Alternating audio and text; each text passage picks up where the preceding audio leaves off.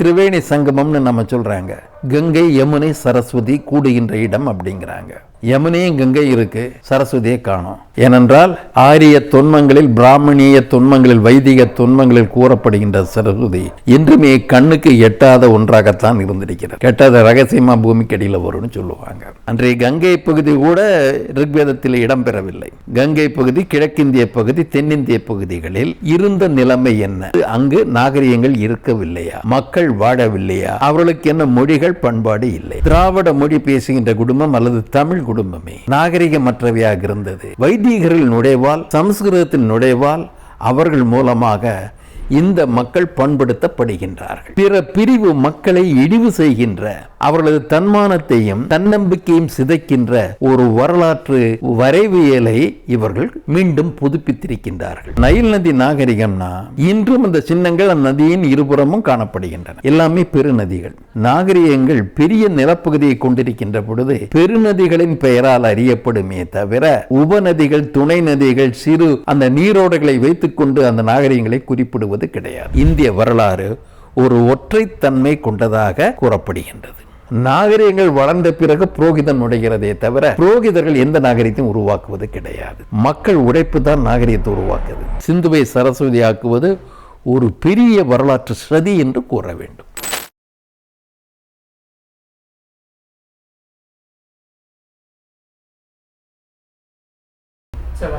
வணக்கம். சமீபத்தில் உங்களோட ஒரு பத்திரிகை செய்தி ஒன்று பார்த்தோம். வரலாற்று பாதுகாப்பு இயக்கம் என்று ஒன்று நம்ம கட்டணம் அப்படின்னு சொல்லி வரலாற்று பாதுகாப்பு இயக்கம்னு ஒன்று உருவாக்கியிருக்கீங்க. அப்படி உருவாக்க வேண்டிய தேவை என்ன இருக்கு? இரண்டு காரணங்கள், இரண்டு வகையான காரணங்கள். ஒன்று ஏற்கனவே உள்ள பின்னணி, இரண்டாவது உடனடி காரணம். இது உடனடி காரணத்தை நான் முன்னாலேயே சொல்லிடுறேன். உடனடி காரணமாக இருப்பது, இதுதான் இந்திய அல்லது பாரத வரலாறு என்ற ஒன்றை அதிகார மையங்கள் தீர்மானிக்கின்றன.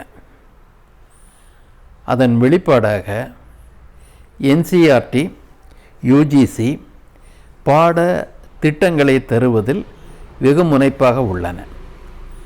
அதிலும் குறிப்பாக இந்திய வரலாறு, இந்திய பண்பாட்டு வரலாறு என்ற அணுகுமுறைகளில், பாடத்திட்டங்களில்,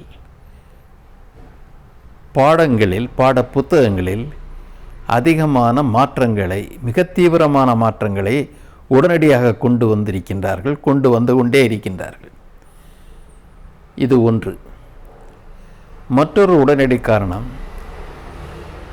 இந்த வருகின்ற ஆண்டு 2024 என்பது ஒரு நூற்றாண்டு துவக்கத்தின் காலம். ஏறக்குறைய 100 ஆண்டுகளுக்கு முன்னால் 1924 செப்டம்பர் மாதத்தில் அன்றைய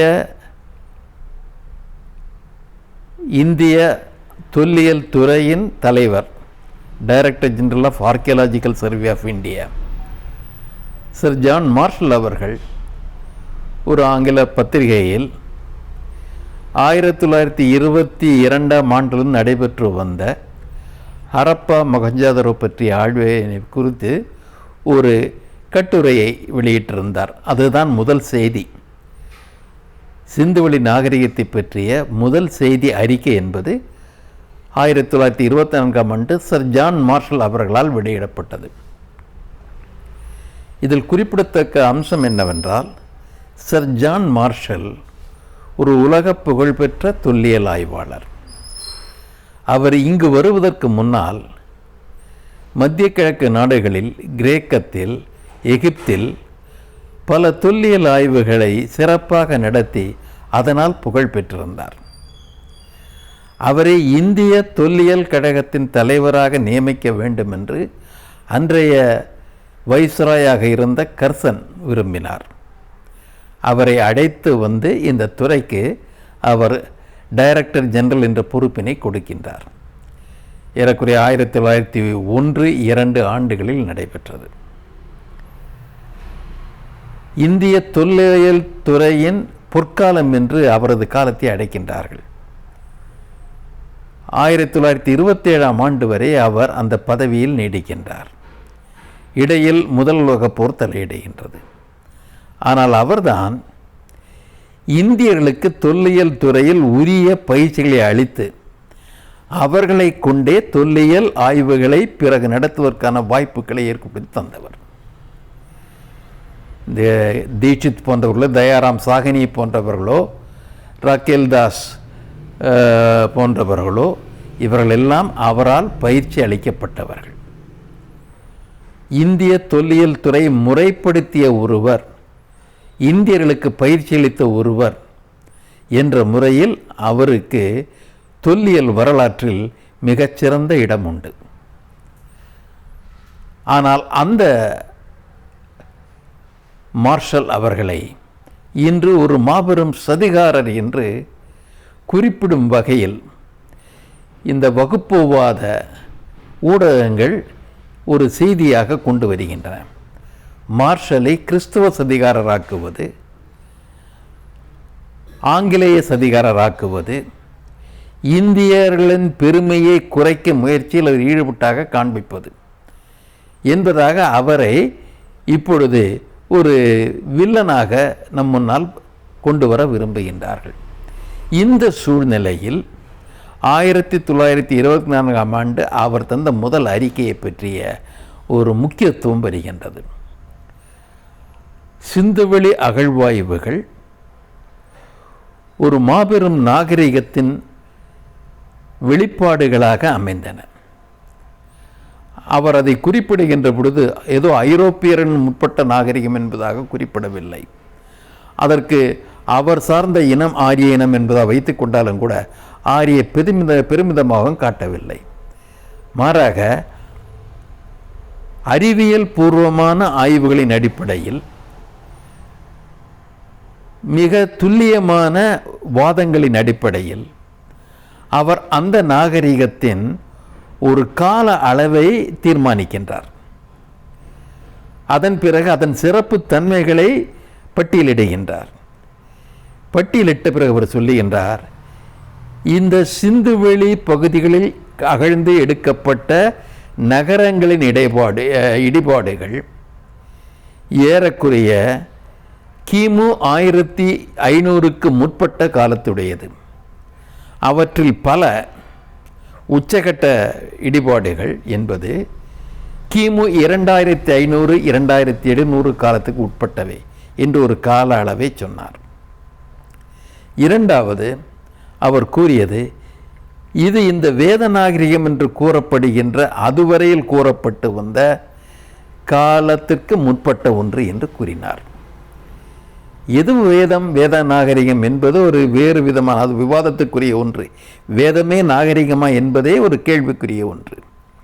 ஆனால் இதை இந்த வேத விற்பனர்கள் உள்ளிட்டவர்கள் துணை கொண்டு அதற்கு முன்னால் ஆங்கில கம்பெனி அரசு ஒரு பாட புத்தகத்தை உருவாக்கியது. அந்த பாட புத்தகத்தில் இந்திய வரலாறு வேதத்திலிருந்து துவக்கப்பட்டது. 1817ஆம் ஆண்டு வெளிவந்த முதல் இந்திய வரலாற்று புத்தகம் ஏ ஹிஸ்டரி ஆஃப் பிரிட்டிஷ் இந்தியா.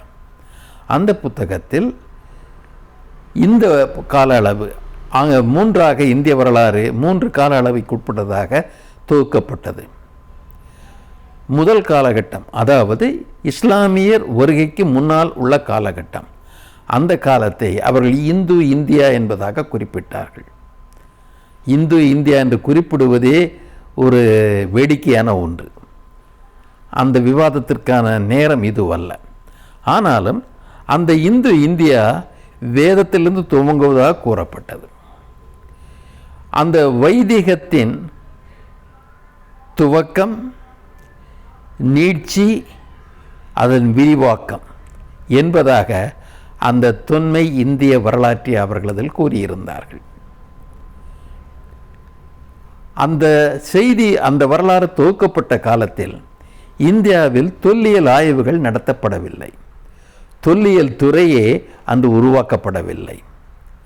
முழுக்க முழுக்க இந்த வைதிகத்தை சார்ந்த சமஸ்கிருத நிபுணர்கள் தந்த தரவுகளின் அடிப்படையில் சமஸ்கிருதத்தை அபிமானமாக கொண்ட ஆங்கிலேயர்கள் விளக்கத்தின் அடிப்படையில் அந்த தொன்மை இந்திய வரலாறு படைக்கப்பட்டது. அந்த வரலாற்றை பார்ப்போம் என்றால், இந்திய வரலாறு என்பது வைதீகத்தின் வரலாறு, ஒற்றை வரலாறு. இது ஒன்று.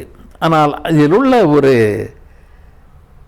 மிகப்பெரிய ஒரு நெருடலான விஷயம் என்னவென்றால், இந்தியாவில் ஆரியர் நாகரிகம் என்று 1500 தோன்றுவதாக வைத்துக் கொண்டாலும், அந்த வேதம் குறிப்பிடுகின்ற பகுதி வடமேற்கிந்திய பகுதி, இந்தியா முழுமையும் குறிப்பிடப்படவில்லை.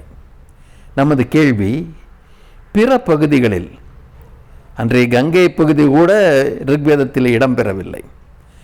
கங்கை பகுதி, கிழக்கிந்திய பகுதி, தென்னிந்திய பகுதிகளில் இருந்த நிலைமை என்ன? அங்கு நாகரிகங்கள் இருக்கவில்லையா?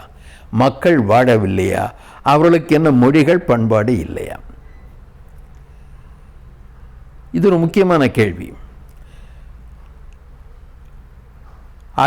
மொழியறிஞர்கள், தொல்லியல் ஆய்வாளர்கள் பொதுவாக ஏற்றுக்கொண்ட விஷயம், இந்தியாவில் பல இனங்கள், பல பண்பாடுகள், பல மொழிகள் இருக்கின்றன. ஒவ்வொன்றுக்கும் அதற்கான சிறப்புத்தன்மைகள், தனித்தன்மைகள் உண்டு. இவையெல்லாம் சேர்ந்துதான் இந்திய பண்பாடு, இந்திய வரலாறு என்பதாக வர முடியும் என்பது ஒரு அறிஞர்களின் பார்வை. ஆனால் இதுவரை அமைக்கப்பட்ட இந்திய வரலாற்றை பார்க்கின்ற பொழுது, இந்தியாவின் நாகரிகத்தை உருவாக்கியவர்கள் வைதீகர்கள், வேதம் உருவாக்கியது. அவர்கள் அல்லாத மற்றவர்கள் நாகரிகமற்றவர்கள். வைதீகம் அல்லாதவை காட்டு மிராண்டித்தனத்தில் இருந்தவர்கள், பழங்குடித்தன்மையில் இருந்தவர்கள்.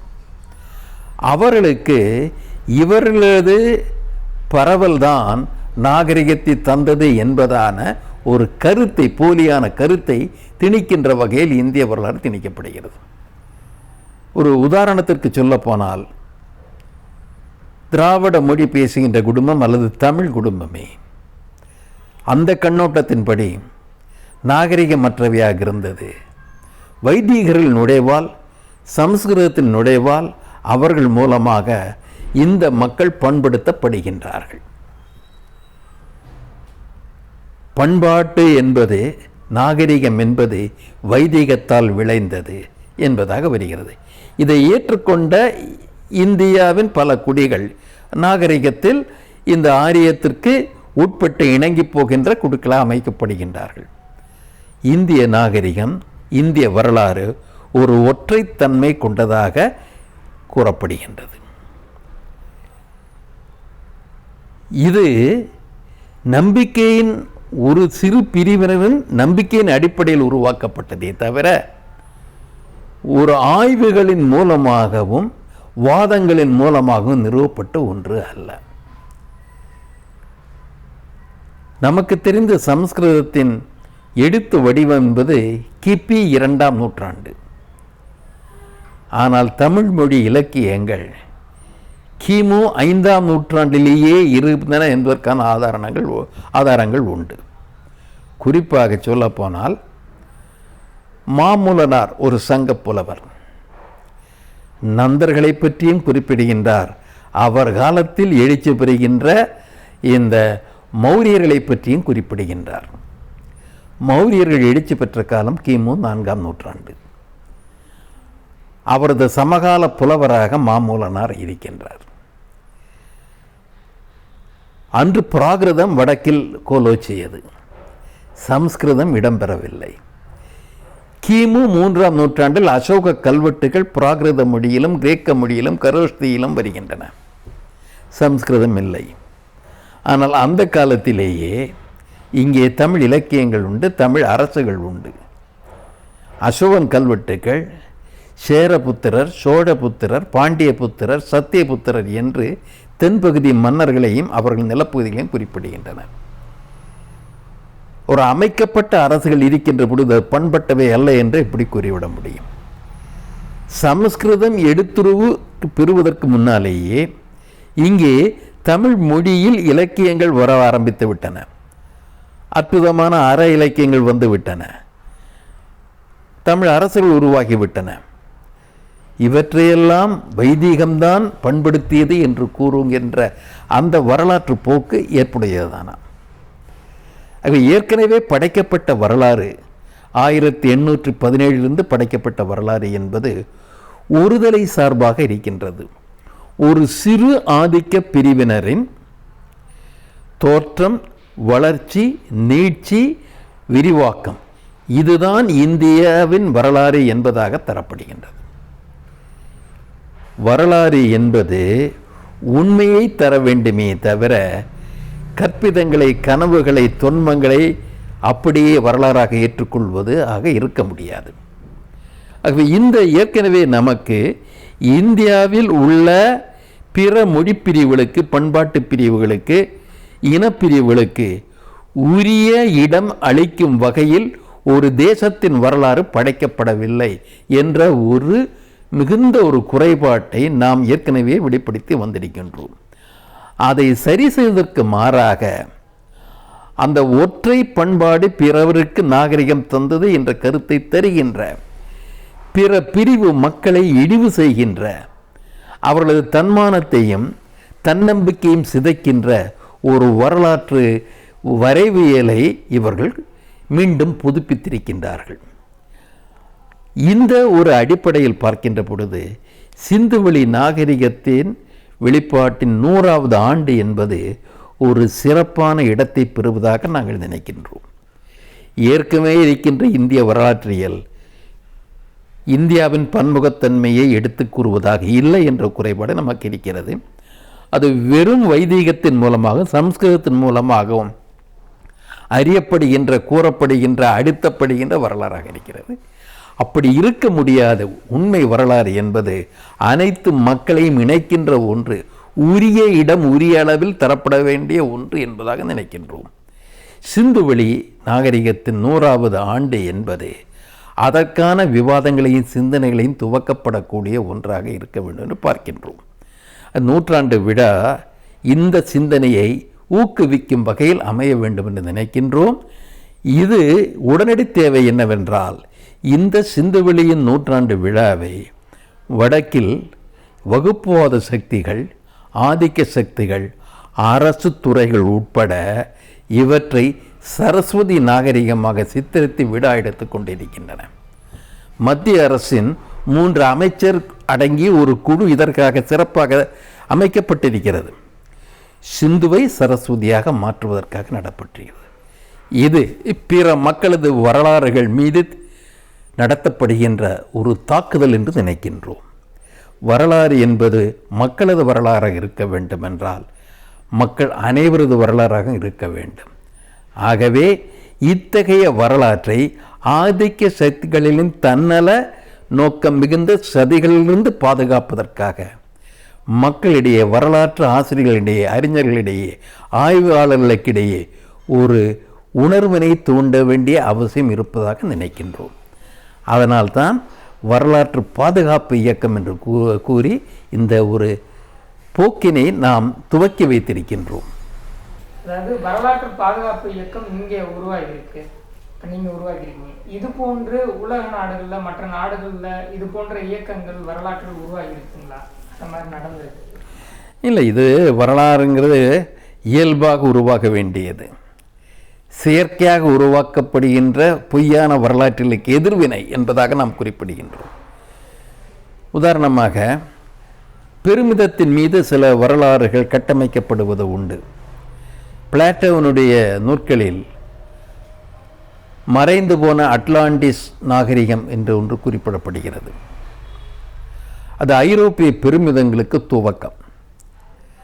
அந்த அட்லாண்டிக் பகுதி இருந்த இடத்தில் ஒரு பெரிய நாகரிகம் இருந்ததாகவும், அது நீருக்குள் மூழ்கி போனதாகவும், பொசைடன் போன்ற அவர்களது முந்தைய கடவுளர்கள் அதுக்கு தொடர்புடையதாக காணப்படுவது சொல்லப்படுவது உண்டு. இது ஒரு தொன்மம், பிளாட்டோ நூற்களிலேயே காணப்படுகின்ற தொன்மம். இதனை உண்மையாக்குவதற்காக ஃபோர்டு ஃபவுண்டேஷனில் அமெரிக்காவில் இந்த லாஸ்ட் அட்லாண்டிஸ் என்ற தலைப்பை வைத்துக்கொண்டு ஆய்வுகள் நடத்தப்பட்டது உண்டு, நடத்தப்பட்டு வருகின்றன. அது ஒரு ஃபேன்சி ஐடியா. ஒரு கார்ப்பரேட் பிரிவிற்கு தங்களது இருப்பை காட்டிக்கொள்வதற்காக, தங்களுக்கு மிக பிடித்தமான அபிமானமான ஒன்றை கருப்பொருளாக வைத்து ஆய்வு நடத்துவது. இதை ஏறக்குறை இதை காப்பியடித்ததை போன்றே தமிழ்நாட்டில் மகாலிங்கம் மகாலிங்கம் அவருடைய சக்தி சுகர்ஸ் பல நிறுவனங்கள் உண்டு. ஒரு புதிய செல்வந்தர், அவர் தலைமுறையில் மிக செல்வாக்கையும் பெற்ற ஒருவராக இருக்கிறார். அவரை பயன்படுத்தி அவரை மையமாக கொண்டு அவர் வாய் மூலமாக லாஸ்ட் குமரிக்கண்டம் என்பதாக ஒன்றை கொண்டு வந்தார்கள். மறைந்து போன குமரிக்கண்டத்தின் ஆய்வுகள். அப்பொழுது கதைகள் முன்னர் வரும், முன் முடிவுகளை வரலாறாக தரப்பட வேண்டும். அதற்காக ஒரு ஆய்வு மன்றம் என்பதை நடத்துகின்றார்கள். ஆனால் பெரும்பாலான இடங்களில் வரலாறு என்பது இயல்பாக வருகின்றன. இப்போ சீனத்தின் வரலாறை சீனாவில் உள்ள அந்த குரானிக்லர் என்று சொல்லப்படுகின்ற அரசவைகளிலேயே குறிப்பெடுப்பவர்கள் இருப்பார்கள். தனித்துறைகள் உண்டு. நிகழ்வுகளை அவர்கள் தொகுத்து வருவார்கள். அதிலேயும் ஒருதலை சார்பான விஷயங்கள் உண்டு. தங்களுக்கு சாதகமல்லாத விஷயங்களை விட்டு விடுவதும் சாதகமான விஷயங்களை மிகைப்படுத்துவதும் இதெல்லாம் காணப்படும். ஆனாலும் பதிவு செய்வது என்பது பிற நாடுகளில் உண்டு. இந்தியாவில் செப்பேடுகளை மற்றவற்றையும் தவிர பதிவுகள் கிடையாது. அது மக்களை சம்பந்தப்பட்ட விஷயம் அல்ல, தானங்களை பொறுத்த விஷயம்.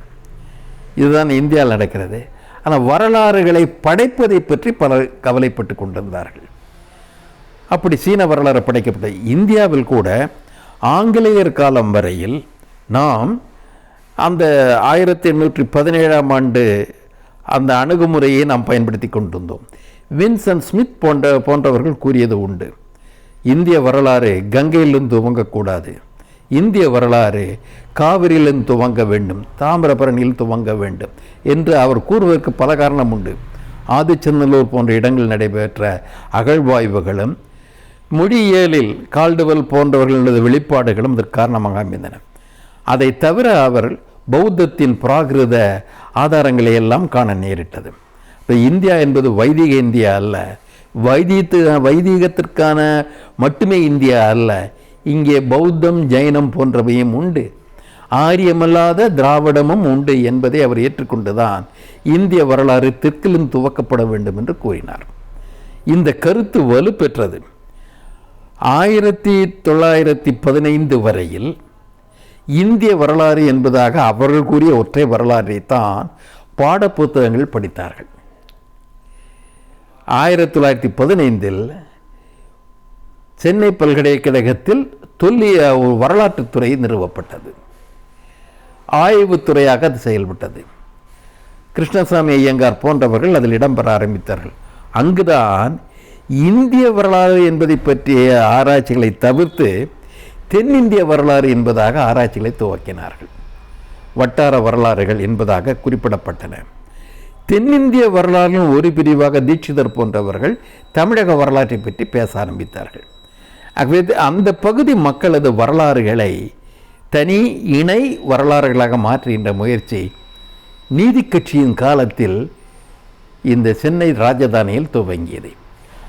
அதே காலத்தில் மராத்தியர் வரலாறு என்பதை பற்றி பந்தார்கர் போன்றவர்கள் கவலைப்பட்டார்கள், உருவாக்கினார்கள். பிற பகுதி மக்களது வரலாறுகளையும் சேர்க்க வேண்டும், அதற்கு பிற வைதிக வரலாற்றுக்கு இணையாகவோ இந்த வரலாறுகளுக்கு இடமளிக்க வேண்டும் என்ற நோக்கம் என்பது 20ஆம் நூற்றாண்டு துவக்கத்திலேயே வந்துவிட்டது. ஆனால் சுதந்திரம் பெற்ற பிறகு இந்த பலவேறு பண்பாடுகளுக்கு உரிய இடம் அளிக்கின்ற முயற்சியில் சரியான கவனம் செலுத்தப்படவில்லை அல்லது அரசின் ஆதரவு அளிக்கப்படவில்லை. அதற்கு மாறாக பழைய ஒற்றை பண்பாட்டினை நோக்கி அதிகார மையங்களில் உள்ள செல்வாக்கு பிரிவினர் தங்களது ஆதிக்கத்தை பயன்படுத்தி கொண்டார்கள். இதனால்தான் அந்த இது வருது. இப்போ இந்த முயற்சிங்கிறது திணிக்கப்படுகின்ற வரலாற்றை எதிர்த்து சுதந்திரமான இயல்பான வரலாற்றை படைக்க வேண்டும் என்ற எதிர்வினை பல இடங்களில் உண்டு. நாம் இங்கேயும் பார்க்கின்றோம். தமிழ்நாட்டில் என்னென்னா இந்த சோழர்கள் பெருமையை பற்றி பேசினாங்க, சங்ககால பெருமையை பற்றி பேசுகிறாங்க. அதற்காகலாம் தமிழ் ஆராய்ச்சி நிறுவனங்கள் உண்டு, அப்படிலாம் உண்டு. நாம் இப்பொழுது ஒரு தேசிய அளவில் அனைத்தையும் மறுபரிசீலனைக்கு உட்படுத்த வேண்டிய ஒரு பொறுப்பினை ஏற்படுத்தி கொண்டிருக்கின்றோம். அங்கே சிலவற்றில் இந்த எதிர்வினை என்பது பெருமித முயற்சியாக போகிறது. சோழர்கள் சிறந்தவர்கள், பல்லவர்கள் சிறந்தவர்கள், உச்சமானவர்கள் என்பதாக ஒரு சுய பெருமையை நிலைநாட்டும் பொருட்டு எதிர்வினை ஆற்றினார்கள். நாம் அப்படி அல்ல, இயல்பான வரலாற்றில் நமது பங்கு என்ன என்பதாக ஒன்றை தேடுகின்றோம். அதற்காகத்தான் இந்த வரலாற்று பாதுகாப்பு மையம் என்பதை வைத்திருக்கின்றோம். சிந்து சமவெளி நாகரிகத்தை சரஸ்வதி நாகரிகமாக மாற்றுகிறார்கள். வேத கலாச்சாரத்தை நோக்கி திரும்ப கொண்டு வராங்க. அப்போது இன்றைக்கு இருக்கக்கூடிய சூழலில் இப்படி கொண்டு வருவதனால் என்ன விளைவு ஏற்பட போகுது? சிந்து சமவெளின்னு இருந்துச்சு, இன்னைக்கு சரஸ்வதின்னு மாறப்போகுது, அவ்வளோதானே. இதில் என்ன அப்படி ஒரு விளைவு ஏற்பட போகுது? இதனால் என்ன பெருசாக இருக்குது? ஒரு பேரை மாற்றுறதுனால பெருசாக என்ன ஆக போகுது? அதை என்ன ஒரு பெரிய விஷயமா அப்படிங்கிற நிலைமை. இப்போ நம்ம நாட்டில் ஒரு சமூகத்தில் ராபர்ட்னு ஒரு பேரை வச்சுக்கிட்டு ஒருத்தர் இங்கே மகாலிங்கம்ங்கிற ஒரு குடும்பத்தில் திருமணம் செய்ய போனால் பிரச்சனைகள் வருது இல்லையா? அங்கே அடையாளப்படுத்தல் வந்துடும் இல்லையா? ஏன் அந்த பேரில் வச்சு பார்க்குறீங்க? மனுஷனாக பார்க்க வேண்டியதுதானே? பெயர் என்பது ஒரு பின்னணியை குறிப்பிடுகின்றது. ஒரு பண்பாட்டு மொழி தேசிய பின்னணியை குறிப்பிடுகின்றது. இப்போ நமது கேள்வி, சிந்துங்கிறது சம்ஸ்கிருத இலக்கியத்தில் உண்டு. உண்மையில் சொல்லப்போனால் சிந்துங்கிறது சம்ஸ்கிருத சொல்லலாம். ஒரு சம்ஸ்கிருத சொல்லுக்கு பதிலாக சரஸ்வதி இன்னொரு சம்ஸ்கிருத பெயரை கொண்டு வர வேண்டிய காரணம் என்ன? ரெண்டுமே சம்ஸ்கிருதம் தானே.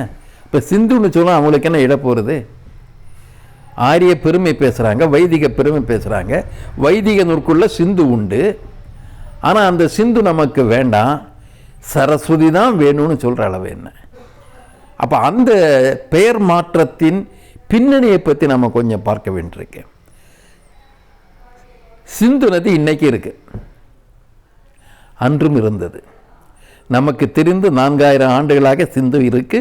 ஒரு வற்றாத பெருநதியாக இருக்கு. இந்தியாவின் 3 பெரிய நீண்ட நதிகளில் சிந்து முதன்மையானது. இனியும் சொல்ல போனால் ரிக்வேதத்தில் கங்கை கிடையாது, சிந்து இருக்கு. ரிக்வேதத்தில் பிரம்மபுத்திரா கிடையாது, சிந்து உண்டு. அப்போ சப்த சுவாசா சிந்து அப்படின்ட்டு இந்த ரிக்வேதத்தில் குறிப்பிடுறாங்க. 7 சகோதரிகள் நதி, சகோதர நதிகள் சிந்துவில் இருக்கு அப்படின்னு குறிப்பிடுறாங்க. ஒரு நீர்நிலையே சிந்துன்னு குறிப்பிடுவாங்க. அதுலேயும் அந்த தலையாய நீர்நிலைக்கு சிந்துன்னு குறிப்பிடுறாங்க. இப்போ சிந்து ரிக்வேதத்தில் போற்றப்பட்ட ஒரு நதி. அந்த நதியை ரிக்வேதத்தை எல்லாம் பெருசாக தூக்கிக்கிற ஆரியர்கள் ஏன் அதை புறக்கணிச்சிட்டு சரஸ்வதினு கேட்கணும்? சிந்து இன்றைக்கும் உள்ள நதி பெருநதி, உலக பெரிய நதிகள் சிந்து ஒன்று. ஆனால் சரஸ்வதி என்ன? இன்று இல்லாத நதி, அதை ஏற்றுக்கிறாங்க. அன்று எங்கு இருந்ததா? அது எங்கு இருந்ததுங்கிறது இனியும் கேள்விக்குறி. கேள்விக்குறி ஆகின்ற ஒரு பெயரை, நிறுவப்படாத ஒரு பெயரை ஏன் இவங்க அந்த சிந்துவுக்கு மாற்றாக கொடுக்க விரும்புகிறாங்க? சிந்து நதிக்கரையில் இருபுறமும் நகரத்தின் இடிபாடுகள் கண்டெடுக்கப்பட்டன. அதுதான் சிந்துவெளி நாகரிகம். சிந்துவின் அதன் துணை நதிகளின் இரு கரைகளிலும் நகரங்களின் இருந்தன, நகரங்கள் இடிபாடுகள் கண்டெடுக்கப்பட்டன. அதில் ஒரு யூனிஃபார்மிட்டி, ஒருமுகத்தன்மை இருக்குது.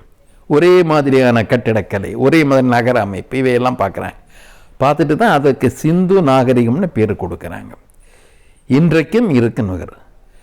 சிந்துவனுடைய அந்த பகுதி, இப்போ பெரும்பாலான பகுதி பாகிஸ்தான் இருக்கிறது வேறு விஷயம். பாகிஸ்தானமே 47க்கு பின்னால் உருவானது தானே. ஆனால் இந்தியாங்கிறது அதற்கு முன்னாலும் இருந்தது ஒன்று தானே சிந்து. இப்போ இந்த சரஸ்வதி ஏன் சரஸ்வதின்னு குறிப்பிடணும்? நம்ம வேதத்தில் பார்க்குற சரஸ்வதியை கல்வெட்டுக்களை பார்க்க முடியறதில்லை. இந்த சரஸ்வதி இன்று இல்லாத, என்று இருந்ததென்றே தெரியாத சரஸ்வதி, எங்கு இருந்ததென்று தெரியாத சரஸ்வதி. ஏன்னா நம்ம இந்த வடமேற்கு பகுதியில், இந்தியாவுக்கு வடமேற்கு பகுதியில் 3 நதிகளுக்கு அந்த பெயர் மூலம் சரஸ்வதி.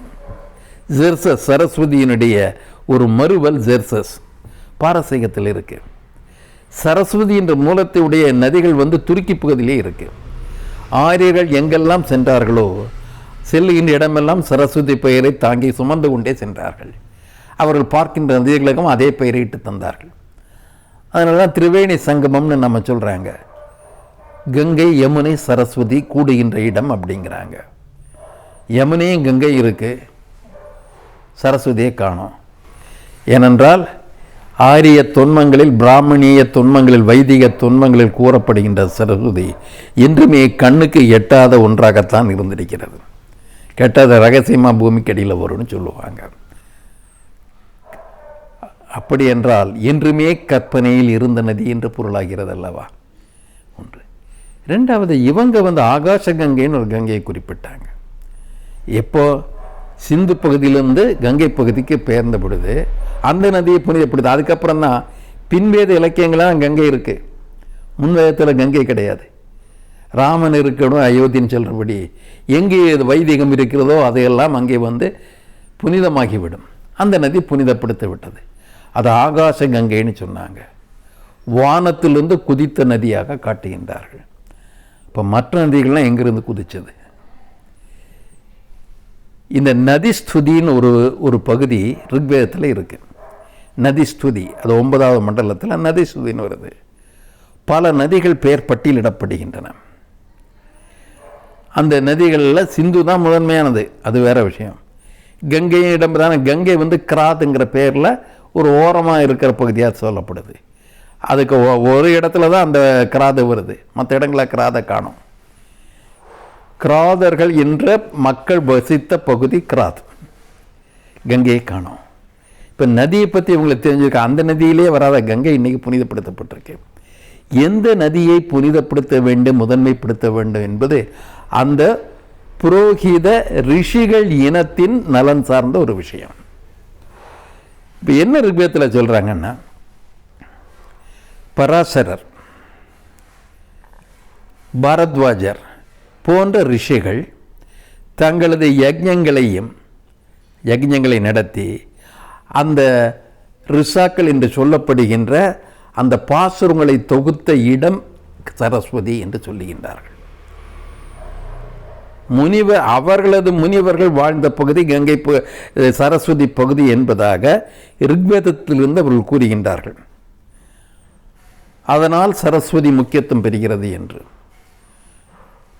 ஆனால் அந்த ரிக்வேதத்தில் சரஸ்வதி பக்கம் எத்தனை நகரங்களை, ஒரு நகரத்தை கூட குறிப்பிட்டது கிடையாது. அவர்கள் எதிரிகள் வாழ்ந்த நகரங்கள் எங்கோ இருந்தன. இவர்கள் இருந்த சரஸ்வதியில் ஒரு நகரத்தின் பெயர் கிடையாது, நகரத்தை பற்றிய குறிப்பு கிடையாது. கற்பிதம், இது நமக்கு தெரிகிறது. இப்போ நைல் நதி நாகரிகம்னா இன்றும் அந்த சின்னங்கள் அந்த நதியின் இருபுறமும் காணப்படுகின்றன. நைல் நதி நாகரிகம். ஹுவாங்கோ நாகரிகம்னு சீன நாகரிகத்தில் வந்ததில் அந்த இடிபாடுகள் ரெண்டு, அந்த ஹுவாங்கோ நதி எல்லாமே பெரு நதிகள். நாகரிகங்கள் பெரிய நிலப்பகுதியை கொண்டிருக்கின்ற பொழுது பெருநதிகளின் பெயரால் அறியப்படுமே தவிர உபநதிகள், துணை நதிகள், சிறு அந்த நீரோடைகளை வைத்துக்கொண்டு அந்த நாகரிகங்களை குறிப்பிடுவது கிடையாது. நம்ம காவேரி நாகரிகம்னு சொல்லலாம். இந்த காவேரிக்கு பல கிளைகள் உண்டு, துணை நதிகள் உண்டு. எந்த நாகரிகம் துணை நதி பேரில் சொல்கிறது கிடையாது. வைகை ஒரு பெரிய நதியாக இருக்குது, முல்லையெல்லாம் அதோட சேர்ற நதிகள் தான். ஆனால் வைகை ஒரு நதி, சிறிய தூரமே ஆனாலும் அது ஒரு நதி.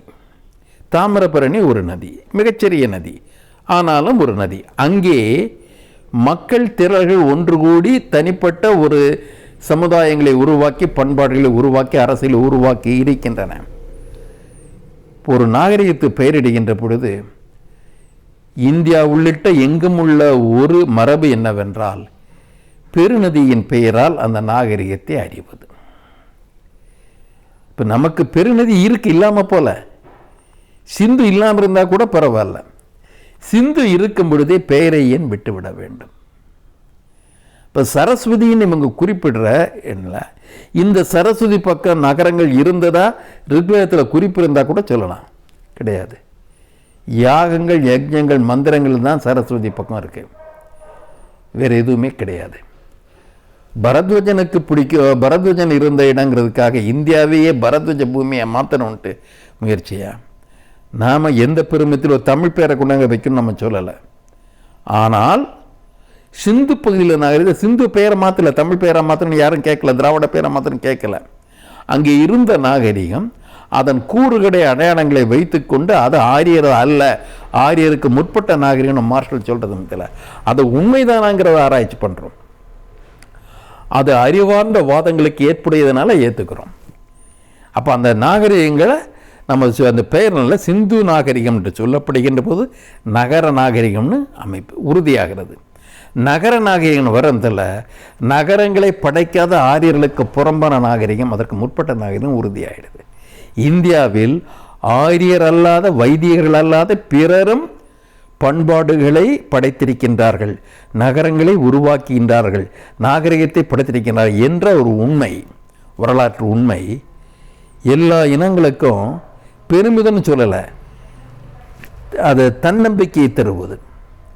எங்களாலும் நாகரிகங்களை படைக்க முடியும், படைப்பு சக்தி எங்களுக்கு உண்டு என்ற தன்னம்பிக்கை தரும். தன்மானத்தின் மீதானது. ஒவ்வொரு இனத்திற்கும் பெருமிதத்தை நம்ம என்றைக்குமே ஏற்றுக்கொண்டது கிடையாது.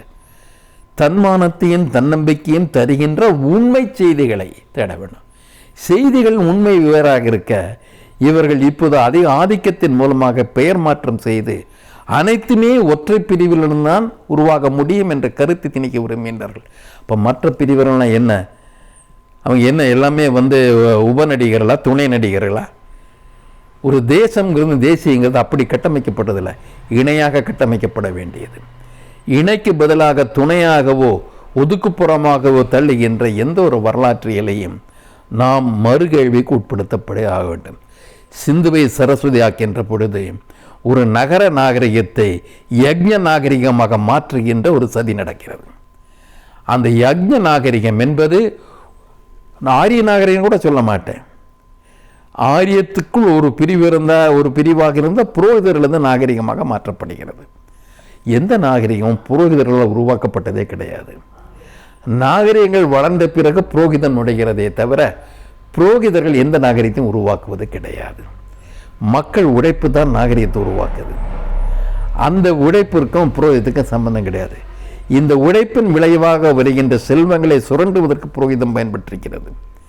புரோகிதத்தால் உருவான நாகரிகம் என்ற ஒன்று உலகில் எங்கும் கிடையாது. இவர்கள் இப்பொழுது படைக்க விரும்புகின்ற சரஸ்வதி நாகரிகம் என்பது வைதிக புரோகித நாகரிகம். அது இல்லாத நாகரிகம், இருக்க முடியாத நாகரிகம். பிற பிரிவினரின் பண்புகளை ஒதுக்குகின்ற அல்லது அவமதிக்கின்ற, அவர்களை இல்லாமல் செய்து விடுகின்ற ஒரு சதி. நாம் அதை ஏற்க முடியாது. சிந்துவை சரஸ்வதி ஆக்குவது ஒரு பெரிய வரலாற்று சதி என்று கூற வேண்டும். குறிப்பாக நீங்கள் இந்த சொல்லக்கூடிய இந்த காலகட்டமும் எடுத்துக்கக்கூடிய காலகட்டமும் மிக வேகமாக பல்வேறு தளங்களில் நீங்கள் சொல்லக்கூடிய இந்த வரலாற்று குறிப்புகள் மாறிட்டு வரதை நம்ம பார்த்துட்டு இருக்கோம். இப்போ என்சிஆர்டி புத்தகமாக இருக்கட்டும், அல்லது வரக்கூடிய தீர்ப்புகளாக இருக்கட்டும், அல்லது தொல்லியல் ஆய்வுகளாக இருக்கட்டும், இது எல்லா இடத்துலையும் நீங்கள் சொல்லக்கூடிய இந்த மாற்றம் நடந்துக்கிட்டே வருது. திருப்பியும் பின்னோக்கி செல்லக்கூடிய ஒரு நிலைமைக்கு போயிட்டு இருக்கு. மக்களையும் திரட்டி கொண்டு வரலாற்று ஆய்வாளர்களும் இதில் ஈடுபடணும் அறிக்கையில் சொல்கிறீங்க. அப்போது சாமானிய மக்களாக இருக்கட்டும், வரலாற்று ஆய்வாளர்களும் என்ன விதமாக அதில் கான்ட்ரிபியூட் பண்ண முடியும் என்று கருதுறீங்க? இது ஒன்று, மக்களை பற்றி அக்கறை கொள்ளாத, மக்களை புறக்கணிக்கின்ற எந்த ஒரு அறிவியல் துறையும் உண்மையான அறிவியல் துறையாக இருக்க முடியாது. அறிவு என்பது இந்த மக்களோடு இணைந்தது, மக்கள் திரளுக்கு உட்பட்டது.